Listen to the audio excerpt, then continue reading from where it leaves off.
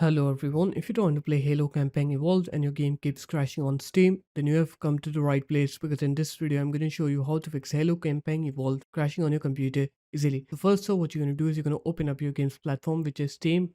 Now you're going to right click on Halo Campaign Evolved, click Properties, install files, click Verify and tag to your game files here. Once it's done with that process, you're going to close this up. Now you're going to go ahead and update your graphic card's drivers. So you're going to open up your web browser. I'm going to show you NVIDIA first and then I'll show you AMD and Intel. Click onto drivers here. You're going to search for your graphics card here or fill in this manual driver search form. After that, click find here. And now it will look for the correct GeForce Game Ready driver for your computer. Once you're here, just download the latest drivers and install them. Now onto AMD, go on to resources and support, click drivers. You're going to scroll down, click onto graphics, Radeon RX, select your graphic card series and then model. Click submit. You're going to click on your operating system. Download the latest AMD Adrenalin drivers on your computer. Now onto Intel. Come here, click onto support, download center, graphics then. Now you're going to search for your graphics card here.